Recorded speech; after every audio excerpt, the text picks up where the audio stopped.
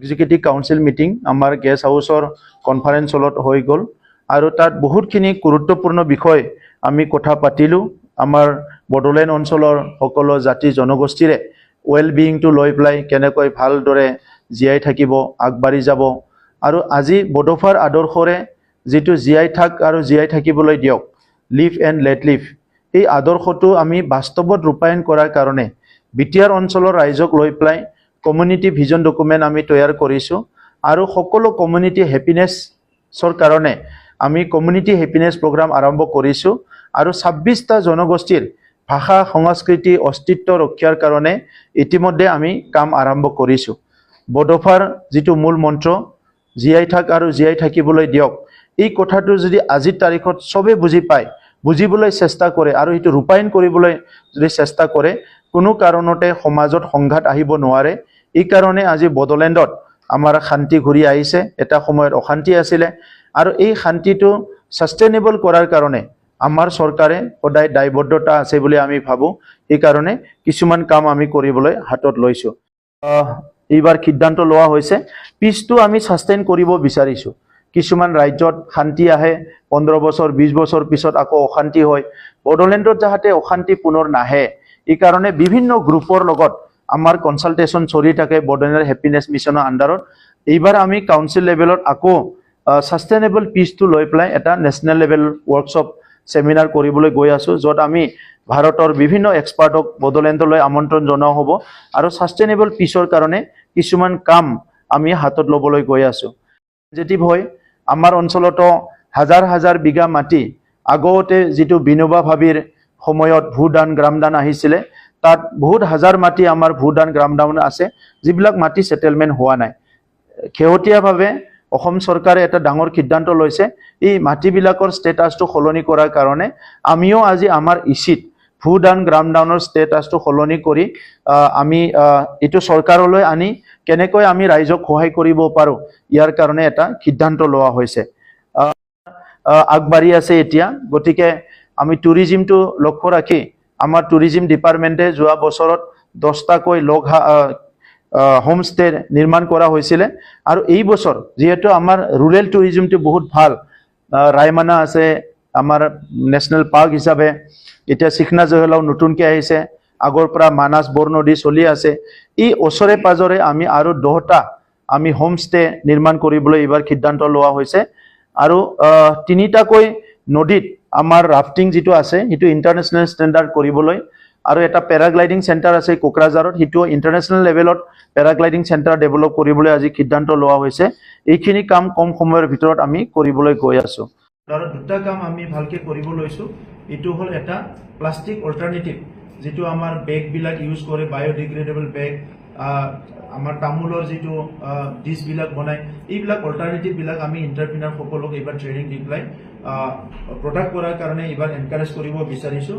আৰু 420টা ভিচিডিচিত 420টা organic training and production centre আমি ডেভেলপ কৰিবলৈ গৈ আছোঁ, যাতে বড়োলেণ্ডটো অহা 5 বছৰৰ পিছত আমি সম্পূৰ্ণভাৱে অৰ্গেনিকৰ ফালে আমি যাব পাৰোঁ। আমি আমাৰ কাউন্সিল যিটো এছেম্বলি আছে, তাত যিহেতু আমাৰ বড়ো বুজি নোপোৱা এতিয়া আমাৰ মেম্বাৰ্ছ আছে, তো সেইকাৰণে এইবাৰ আমি ট্ৰেন্সলেটৰ এপইণ্ট কৰাৰ কাৰণে কথা চিন্তা কৰা হৈছে, যাতে বিভিন্ন লেংগুৱেজত কথা ক'লে ট্ৰেন্সলেশ্যন কৰি এছেম্বলিত ডিছকাশ্যনটো এফেক্টিভ হয়। ইয়াৰ লগে লগে বড়োলেণ্ড অঞ্চলত 26টা জনগোষ্ঠী আছে, কিন্তু কিছুমানে কমন লেংগুৱেজ চবে কয় আৰু কিছুমানৰ নিজা নিজা লেংগুৱেজ আছে। আমি যিহেতু এক্সিষ্ট কৰোঁ, সহবাসস্থান কৰোঁ, এজনে আনজনৰ প্ৰতি আন্তৰিকতাটো যদি বাঢ়াব লাগে, মৰম আৰু সন্মানটো বাঢ়াব লাগে, এজনে আনটো জনগোষ্ঠীৰ ভাষা সংস্কৃতি তেখেতসকলৰ ৰীতি নীতিবিলাক আমি বুজি পাব লাগিব। স্বাধীনতাৰ 78 বছৰত কিছুমান কাম চৰকাৰে কৰিছে, কিছুমান ৰৈ গৈছে। আজি কাউন্সিল চৰকাৰ হিচাপে আমি আমাৰ অঞ্চলত যাতে অনাগত দিনত আমাৰ ভুল বুজাবুজি, কমিউনেল চিন্তাবিলাক আকৌ নাহে, সেইকাৰণে আমি ইচ আদাৰ শ্বেয়াৰ কৰিবৰ কাৰণে চৰকাৰৰ তৰফৰ পৰা এটা মাল্টি লেংগুৱেজ ৱৰ্ড বুক এটা আমি পাব্লিছ কৰিবলৈ গৈ আছোঁ, যাতে আমাৰ লগত বসবাস কৰা মোৰ নাইবাৰ, মোৰ একেলগে থকা জনগোষ্ঠী কোনটো বিষয়টো কোনটো কথাটো কেনেকৈ কয়, কোনটো শব্দটো কেনেকৈ ব্যৱহাৰ কৰে, কোনটো বস্তুটো কি নামেৰে তেখেতসকলে কয়, এই কথাখিনি যাতে আমি ইচ আদাৰ শ্বেয়াৰ কৰিব পাৰোঁ। গতিকে এই কথাখিনি আমি এইবাৰ সিদ্ধান্ত লোৱা হৈছে। পিচটো আমি সাষ্টেইন কৰিব বিচাৰিছোঁ। কিছুমান ৰাজ্যত শান্তি আহে, 15 বছৰ 20 বছৰ পিছত আকৌ অশান্তি হয়। বড়োলেণ্ডত যাতে অশান্তি পুনৰ নাহে, এই কাৰণে বিভিন্ন গ্ৰুপৰ লগত আমাৰ কনসালটেশ্যন চলি থাকে বড়োলেণ্ড হেপিনেছ মিছনৰ আণ্ডাৰত। এইবাৰ আমি কাউন্সিল লেভেলত আকৌ সাষ্টেইনেবল পিচটো লৈ পেলাই এটা নেশ্যনেল লেভেল ৱৰ্কশ্বপ সেমিনাৰ কৰিবলৈ গৈ আছোঁ, য'ত আমি ভাৰতৰ বিভিন্ন এক্সপাৰ্টক বড়োলেণ্ডলৈ আমন্ত্ৰণ জনোৱা হ'ব আৰু সাষ্টেইনেবল পিচৰ কাৰণে কিছুমান কাম আমি হাতত ল'বলৈ গৈ আছোঁ। আগুৱাই নিয়াৰ কাৰণে প্ৰধানমন্ত্ৰী ডাঙৰীয়াই সবকে সাথ সবকে বিকাশ এই মন্ত্ৰৰে তেখেতে কাম কৰিছে আৰু আজি সফল হৈছে। আজি আমাৰ প্ৰথমবাৰ এক্সিকিউটিভ কাউন্সিল মিটিং আমাৰ গেষ্ট হাউচৰ কনফাৰেন্স হলত হৈ গ'ল আৰু তাত বহুতখিনি গুৰুত্বপূৰ্ণ বিষয় আমি কথা পাতিলোঁ।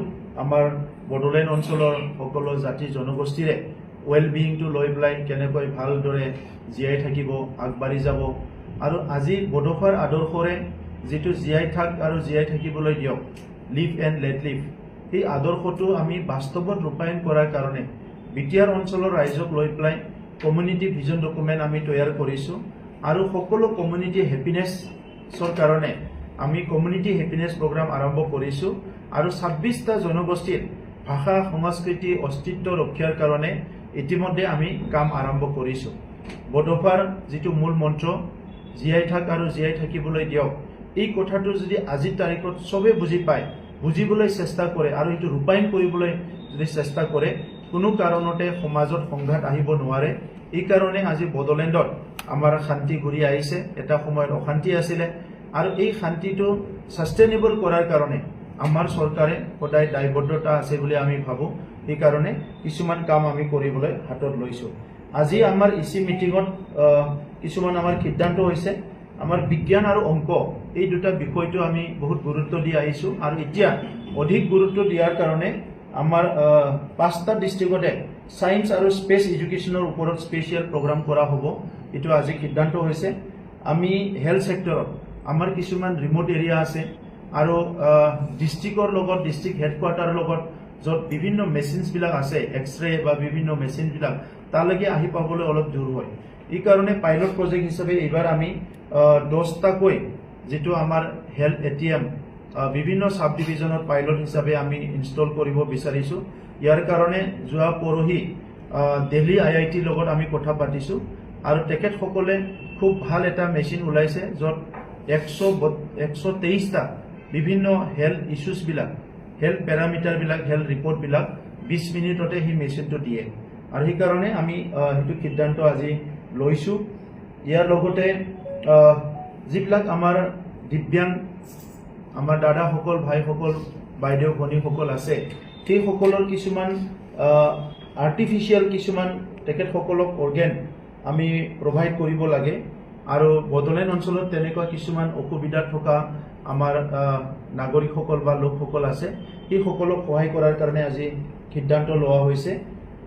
বিশেষকৈ আমাৰ বড়োলেণ্ড গ্ৰীণ মিছন আপোনালোকে শুনিছিলে। এই গ্ৰীণ মিছনত এইবাৰ প্লাষ্টিক অল্টাৰনেটিভ কাম কৰিবলৈ আমি আৰম্ভ কৰিছোঁ।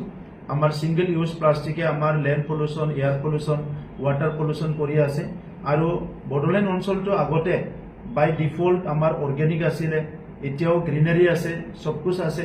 তো সেইকাৰণে এতিয়া আমি অৰ্গেনিক ফালেও যাব বিচাৰিছোঁ, প্লাষ্টিক ফ্ৰীও হ'ব বিচাৰিছোঁ আছে এতিয়া। গতিকে আমি টুৰিজিমটো লক্ষ্য ৰাখি আমাৰ টুৰিজিম ডিপাৰ্টমেণ্টে যোৱা বছৰত 10টাকৈ হোমষ্টে নিৰ্মাণ কৰা হৈছিলে আৰু এই বছৰ যিহেতু আমাৰ ৰুৰেল টুৰিজিমটো বহুত ভাল, ৰায়মানা আছে আমাৰ নেশ্যনেল পাৰ্ক হিচাপে, এতিয়া চিখনা জহলম নতুনকৈ আহিছে, আগৰ পৰা মানাস বৰনদী চলি আছে। এই ওচৰে পাজৰে আমি আৰু 10টা আমি হোমষ্টে নিৰ্মাণ কৰিবলৈ এইবাৰ সিদ্ধান্ত লোৱা হৈছে আৰু 3টাকৈ নদীত আমাৰ ৰাফটিং যিটো আছে সেইটো ইণ্টাৰনেশ্যনেল ষ্টেণ্ডাৰ্ড কৰিবলৈ আৰু এটা পেৰাগ্লাইডিং চেণ্টাৰ আছে কোকৰাঝাৰত, সেইটো ইণ্টাৰনেশ্যনেল লেভেলত পেৰাগ্লাইডিং চেণ্টাৰ ডেভেলপ কৰিবলৈ আজি সিদ্ধান্ত লোৱা হৈছে। এইখিনি কাম কম সময়ৰ ভিতৰত আমি কৰিবলৈ গৈ আছোঁ। আমাৰ চিট ডিপাৰ্টমেণ্টৰ পৰা প্ৰায় 11খন ITI আছে। প্ৰত্যেকখন ITIক ট্ৰেইনিং কাম প্ৰডাকশ্যন চেণ্টাৰ হিচাপে ডেভেলপ কৰাৰ কাৰণে সিদ্ধান্ত লোৱা হৈছে, যাতে আমাৰ অঞ্চলত বিভিন্ন এণ্টাৰপ্ৰিনাৰ যিসকলে হ'ব বিচাৰিছে, এণ্টাৰপ্ৰাইজ খুলিব বিচাৰিছে, কিছুমান বেলেগ বেলেগ কাম কৰিব বিচাৰিছে সেলফ মানে সাফিচিয়েন্ট হোৱাৰ কাৰণে, সেলফ এমপ্লয়মেন্টৰ কাৰণে, সেই সকলক আমি এনকাৰেজ কৰিব কাৰণে এই সিদ্ধান্তটো লোৱা হৈছে। আমি অহা 100 ডেজ প্ৰগ্ৰাম থাৰ্ড টাইম আমি কৰিব বিচাৰিছো। বিটিআৰ চৰকাৰ আমি অহাৰ পিছত প্ৰথম 100 ডেজ প্ৰগ্ৰাম আমি কৰিছিলো, সেকেন্ড 100 ডেজ প্ৰগ্ৰাম, আৰু এই জুন মাহৰ 10 তাৰিখৰ পৰা আমাৰ নেক্সট 100 ডেজ প্ৰগ্ৰাম আৰম্ভ হ'ব। তাত বিভিন্ন প্যাৰামিটাৰ্স বিলাক চাই পেলাই আমাৰ central sponsor schemes, state sponsor schemes, BTR গভৰ্ণমেণ্টৰ নিজৰ ফ্লেগশ্বিপ প্ৰগ্ৰামছ, এইবিলাক ৰাইজৰ সুবিধাটো চাই পেলাই ৰাইজক পাব্লিকক যিটো প্ৰয়োজন আছে, হেল্থ কাৰ্ড লাগে, কিষাণ কাৰ্ড লাগে, বিভিন্ন আজি গভৰ্ণমেণ্টৰ সুবিধাবিলাক পাইছে, এইটো সেচুৰেশ্যন কৰাৰ কাৰণে নেক্সট 100 ডেজ প্ৰগ্ৰাম 10 তাৰিখত আমি আৰম্ভ কৰিম। লেণ্ড মেটাৰটো লৈ পেলাই বহুত সেনজিটিভ হয়। আমাৰ অঞ্চলতো হাজাৰ হাজাৰ বিঘা মাটি আগতে যিটো বিনোবা ভাবিৰ সময়ত ভূদান গ্ৰামদান আহিছিলে, তাত বহুত হাজাৰ মাটি আমাৰ ভূদান গ্ৰামদান আছে, যিবিলাক মাটি সেটেলমেণ্ট হোৱা নাই। শেহতীয়াভাৱে অসম চৰকাৰে এটা ডাঙৰ সিদ্ধান্ত লৈছে, এই মাটিবিলাকৰ ষ্টেটাছটো সলনি কৰাৰ কাৰণে আমিও আজি আমাৰ ইচিত ভূদান গ্ৰামদানৰ ষ্টেটাছটো সলনি কৰি আমি এইটো চৰকাৰলৈ আনি কেনেকৈ আমি ৰাইজক সহায় কৰিব পাৰোঁ, ইয়াৰ কাৰণে এটা সিদ্ধান্ত লোৱা হৈছে। ইয়াৰ লগে লগে আমি বিশেষকৈ এইবাৰ এছেট ক্ৰিয়েশ্যন বহুতখিনি গুৰুত্ব দিয়া হৈছে। প্ৰত্যেকটো ডিপাৰ্টমেণ্টত আমাৰ যাতে লাইভলিহুডটো মেনেজ কৰিবৰ কাৰণে, আমাৰ অঞ্চলত ইনফ্ৰাষ্ট্ৰাকচাৰ ডেভেলপ কৰাৰ কাৰণে যিমান পাৰে এছেট ক্ৰিয়েশ্যনৰ কাৰণে আমি সিদ্ধান্ত লৈছোঁ, যাতে আমি আহি থকা প্ৰজন্মক এণ্টাৰপ্ৰিনাৰ হোৱাৰ কাৰণে প্ৰডাকশ্যনৰ কামবিলাকত তেখেতসকলক নিয়োজিত কৰিব পাৰোঁ, আমাৰ অঞ্চলতে বেছিকৈ এমপ্লয়মেণ্টটো দিব পাৰোঁ। এই কাৰণে এছেট ক্ৰিয়েট কৰাত আমি সকলোকে গুৰুত্ব দিয়া হৈছে। আমি আজি কথা পাতিছোঁ যে অহা 134 যিটো ডুৰাণ্ড কাপ হ'বলৈ গৈ আছে, কোকৰাঝাৰত দুবাৰ ইতিমধ্যে হৈ গ'ল।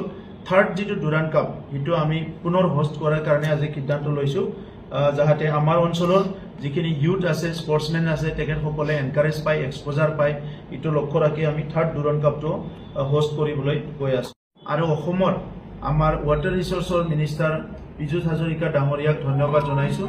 যোৱা 2 বছৰত ফ্লাড ফাইটিঙত আমাক বহুত সহায় কৰিছে।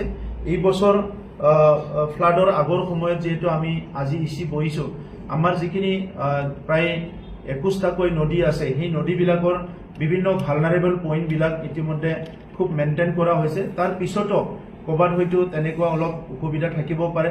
আজি আমি সিদ্ধান্ত লৈছোঁ অহা এমাহৰ ভিতৰত ভালনাৰেবল পইণ্টবিলাক যেনেকৈ পাৰে অলপ মেইনটেইন কৰিবৰ কাৰণে, যাতে মানুহে ফ্লাডত পৰিব নালাগে, ফ্লাডত অসুবিধাত পৰিব নালাগে। যোৱা 3টা বছৰত ফ্লাড টাইমত আৰু নেচাৰেল কেলামিটিৰ সময়ত আমি কণ্ট্ৰল ৰুম বহাই পেলাই কাম কৰিছোঁ। এইবাৰো আমি আমাৰ কণ্ট্ৰল ৰুমটো এক্টিভ কৰি ৰাখিম, যাতে কোনো মানুহে নেচাৰেল কেলামিটিত পৰি পেলাই অসুবিধা হ'ব লগা নহয়। এই বছৰ আৰু এটা ডাঙৰ প্ৰগ্ৰাম আমি লৈছোঁ যে VCDC ৱাইজত আমি ফুটবল টুৰ্ণামেণ্ট কৰি কাউন্সিল লেভেললৈকে এইটো আনিব বিচাৰিছোঁ। ফুটবল আমাৰ প্ৰায় 2-3 মাহৰ কাৰণে ফেষ্টিভেলৰ নিচিনা হয়।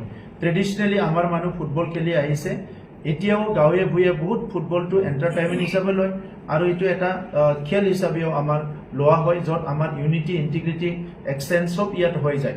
তো এই কাৰণে বিটিআৰ গভৰ্ণমেণ্টে VCDCৰ পৰা আৰম্ভ কৰি ব্লক লেভেলত, সাব ডিভিজন লেভেলত, ডিষ্ট্ৰিক্ট লেভেলত, তাৰপিছত কাউন্সিল লেভেলত এইবাৰ ফুটবল টুৰ্ণামেণ্টটো আমি খুব অৰ্গেনাইজভাৱে বড়োলেণ্ডত কৰিব গৈ আছোঁ। গতিকে আজি এইখিনি কথা আপোনালোকক মই জনালোঁ। বেলেগ বেলেগ বহুত মিছনছ আছে, সেইখিনি মই ক'ব বিচৰা নাই, আপোনালোকে বিভিন্ন সময়ত গম পাই থাকে। কিন্তু আজি পুনৰ মই এইখিনিতে ক'ব বিচাৰিছোঁ যে এটা কথা মোৰ ৰৈ গৈছিলে, যোৱাকালিৰ যিটো প্ৰগ্ৰাম হ'ল তাত মই অসমৰখিনি ধন্যবাদ দিলোঁ, কিন্তু দিল্লীৰ পৰাও আমাৰ বহুত মানুহ, দিল্লী NCRৰ পৰা বহুত বিভিন্ন দল সংগঠনৰ মানুহ আহি আৰু লোকেল কমিউনিটিৰ মানুহ আহি, আমাৰ বড়োসকলৰ বিভিন্ন দল সংগঠনৰ পৰা আহি, অসমৰ আৰু উত্তৰ পূৰ্বাঞ্চলৰ বিভিন্ন দল সংগঠনৰ পৰা আহি পেলাই আমাক যোৱাকালি সহায় কৰিছে। মই তেখেতসকলকো ধন্যবাদ জনাইছোঁ। এটা দেখা পাওঁ আমাৰ চৰকাৰ অহাৰ পিছত আমি 500তকৈ বেছি যিবিলাক চোৰাং চিকাৰী সেইবিলাক চাৰেণ্ডাৰ কৰালোঁ। তেখেতসকলৰ তাত সৰু সুৰা হাথিয়াৰো আছিলে, সেইবিলাক আমি ৰিকভাৰ কৰিলোঁ। প্ৰায় যোৱা 1-2 বছৰত মানে নাকি বৰাবৰ তেনেকুৱা ক'ৰবাত পচিং কৰা বা হত্যা কৰা প্ৰায় নাকি বৰাবৰ আছিলে, কিন্তু সময় সুযোগ লৈ কেতিয়াবা 1-2 ওলায়। ইয়াৰ কাৰণে ফৰেষ্ট ডিপাৰ্টমেণ্টক আমি মেন পাৱাৰ অলপ বাঢ়াই দিয়া, ট্ৰেইনিং দিয়া, বিভিন্ন কামবিলাক কৰি আছোঁ। গতিকে এইটো আনফৰ্চুনেট হৈছে। হয়, আমাৰ তাত মেন এলিফেণ্ট কনফ্লিক্ট আছে, যিটো আজিকালি মেন এনিমেল নেগেটিভ ইণ্টাৰেকশ্যন বুলি কোৱা হয়।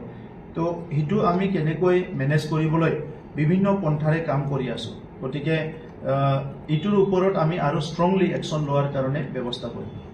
কোনে বনাইছিলে? প্ৰতিমূৰ্তিটো আমাৰ কমল গয়াৰী বুলি এজন ভাল স্কাল্পটৰ আছে। প্ৰথমত তেখেতে বনাইছিলে ব্ৰঞ্জৰ। আজি প্ৰায় 80% বডোফাৰ যিবিলাক প্ৰতিমূৰ্তি বনাইছে সেই কমল গয়াৰী ডাঙৰীয়াই বনাইছে। তেখেতে আছিলে ইয়াতে যোৱাকালি, আজিও নিশ্চয় আছে। আৰু তেখেতে কম সময়ৰ ভিতৰতে এই ফাইবাৰৰ প্ৰতিমূৰ্তিটো আমাক বনাই দিছে আৰু খুব সুন্দৰ হৈছে।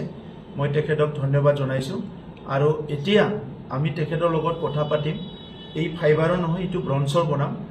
যিহেতু আমাৰ গৃহমন্ত্ৰী ডাঙৰীয়াই 1 মে'ত আমাৰ এই প্ৰতিমূৰ্তিটো স্থাপন কৰাৰ লগতে এইটো অনাবৰণ কৰাৰ কথাটো ঘোষণা কৰিলে, এই হিচাপে আমি 1 মে'টো টাৰ্গেট কৰি প্ৰতিমূৰ্তিটো স্থাপন কৰিলোঁ।